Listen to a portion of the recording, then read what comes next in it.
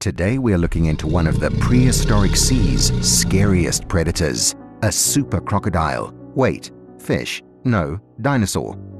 Whatever. I'll just let you decide for yourself once you're done watching this video. For now, just know that it was twice the size of Shaq. Dakosaurus were fearsome predators that lived during the Late Jurassic period, around 152 to 157 million years ago. These prehistoric reptiles were members of the family Metriorhynchidae. Now, this family was made up of marine crocodilomorphs that were complete water babies and never left the ocean. While it wasn't nearly as well known as some marine reptiles of the time, like plesiosaurs and ichthyosaurs, Dakosaurus was a pretty scary freaking predator in its own right. With that streamlined body and powerful flippers, it could easily swim through the water and devour huge prey like sharks in one go. So far, we've found two Dakosaurus species. Dakosaurus maximus, living out in the seas covering Europe during the Late Jurassic, and Dakosaurus andianensis, who lived in what's now Argentina during the Late Jurassic and early Cretaceous. Oh, and there might be a third Dakosaurus species in Mexico from the Late Jurassic. Some other Metriorhynchus used to be thought of as Dakosaurus species, but now they've got their own names, Plesiosuchus and Torvonistus. So what did the Dakosaurus look like? Well, this might freak you out a little bit, but bear with me. Imagine a creature that looks like a mix between a crocodile and a fish. At first glance, it might seem like a crocodile, but take a closer look and you'll notice its shark-like tail fluke and flippers. That's Dakosaurus, a unique crocodiliomorph with serrated teeth, and it was most definitely a reptile that loved the open ocean. Honestly, it's a pretty fascinating combo of traits. Even though Dakosaurus is part of the crocodiliomorph family, it looks more like a fish than a typical crocodile, but it does share some similarities with modern crocodiles. For one, they both have big skulls and long bodies. But Dakosaurus has a shorter, taller snout, serrated teeth, and a slightly different body shape compared to your regular crocodile. These features make it stand out among other marine reptiles, which usually have long snouts and sharp teeth for catching fish. But if you want to know what really makes it stand out from its modern crocodile cousins, this one's it. Instead of regular limbs, Dakosaurus evolved flippers, turning them into speedy swimmers. They had tall dorsal fins and fluke tails, both working together to propel these amazing creatures through the water. But that's not all that's different.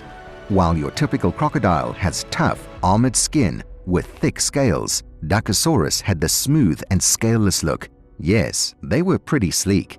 In terms of size, Dakosaurus was no small fry. Estimates put it at 4 to 5 meters, 13 to 16.4 feet in length, which is twice the size of not just Shaq, but also Andre the Giant. It weighed in at around 200 to 275 kilograms, 441 to 606 pounds. Pretty darn hefty, innit?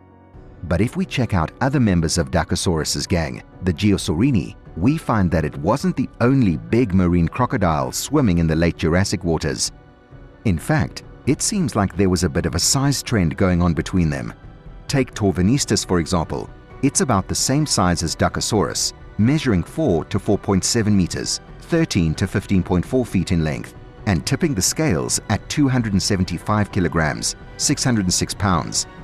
But it had a longer snout and smaller teeth compared to Dakosaurus. Then there's Tyrannonistus, keeping it in the family with a length of roughly 4 to 5 meters, 15 to 16.5 feet. It's like the sibling that's right there in size. Not too big, not too small. And finally, the smallest one among them is Geosaurus, measuring just 2.5 to 3 meters, 8.2 to 9.8 feet long, and weighing in at 80 kilograms, 176 pounds. While crocodiles today are mostly semi-aquatic, living in freshwater environments like wetlands and rivers, some do venture into brackish or saltwater. Dakosaurus, however, was a different story. It likely embraced a fully aquatic lifestyle, navigating the ancient seas with its flipper-like limbs and shark-like tail fluke. Scientists believe it couldn't move on land at all, which meant it likely spent its entire life submerged. Apart from that, crocodiles have sharp teeth for piercing and holding prey, but Dakosaurus had a different set, lateriomedually compressed serrated teeth. This tooth structure efficiently cut through large prey, letting Dakosaurus easily tear flesh, unlike crocodilians that use a death roll. Interestingly, this tearing lizard had the largest but fewest teeth among metriorhynchids. But then again, that's typical of a species adapted to regularly prey on large animals. Research has revealed that Dakosaurus may actually have been the world's first suction predator. It probably had a jaw mechanism creating pressure inside that literally sucked prey in whole. This unique combination of features led scientists to nickname Dakosaurus a mix of killer whale and Tyrannosaurus. Now, what was on the menu for this incredible creature? The answer is sharks, and lots of them.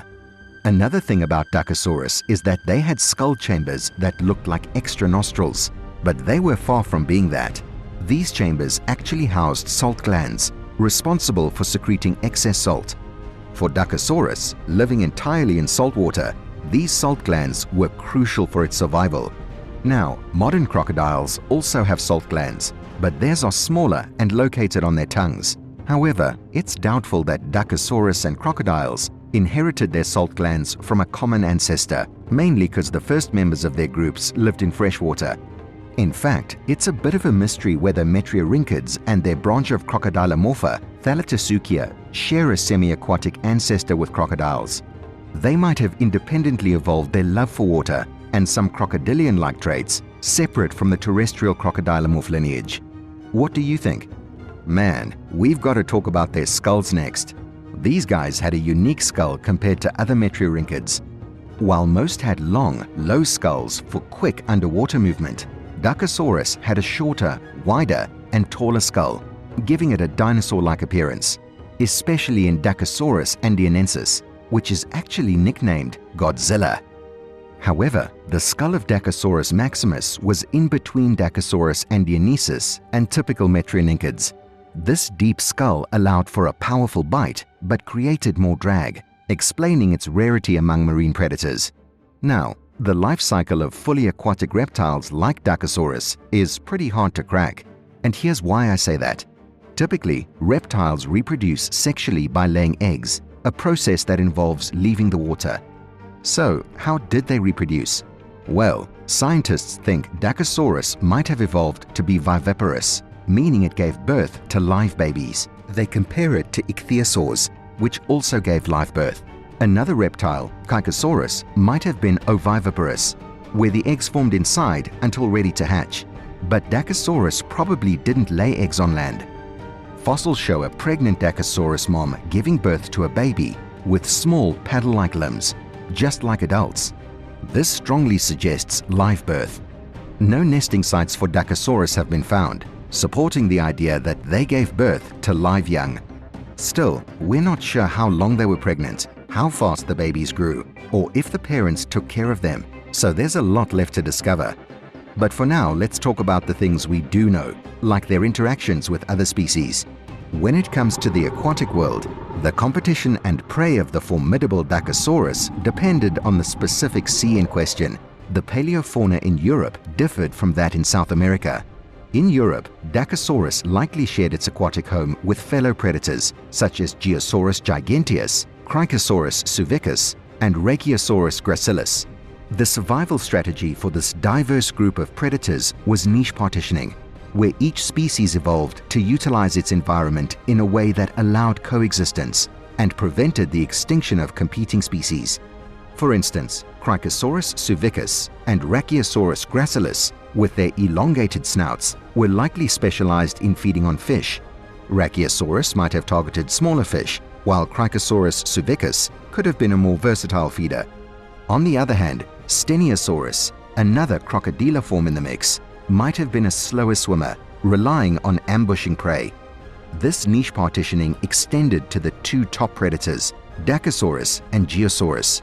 Their teeth revealed different capturing techniques and probably different prey preferences.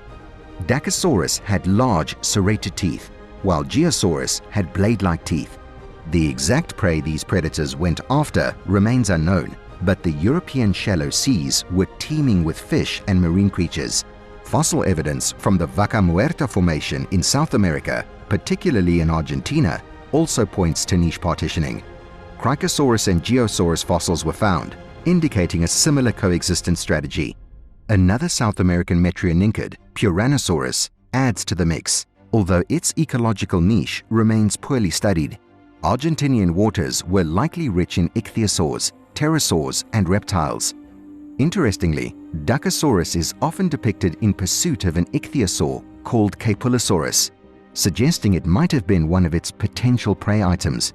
Now, brace yourself if you're a rookie, because this discussion's about to get a little technical and overwhelming. This is how the Dakosaurus evolved. So this guy is classified as a metrionincid Thalattosuchian, right? And Thalattosuchians likely originated in the early Jurassic, with the earliest known remains dating back to the Sinomerian stage discovered in Chile and France. However, the officially recognized earliest members of the Thalattosuchia suborder are Turnasuchus reptiles, from the Pliensbachian stage of the early Jurassic. Turnasuchus already had somewhat elongated jaws, and its successor's jaws became even more elongated, with some characteristics considered ancestral traits of the Teleosaurus.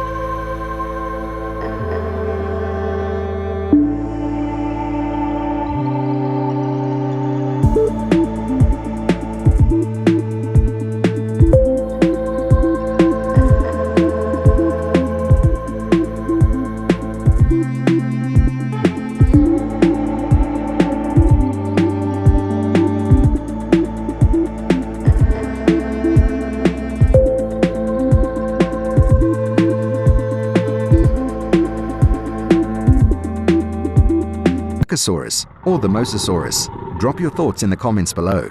And if you enjoy learning about ancient creatures, make sure to hit that subscribe button and stay tuned for more cool stuff about the past.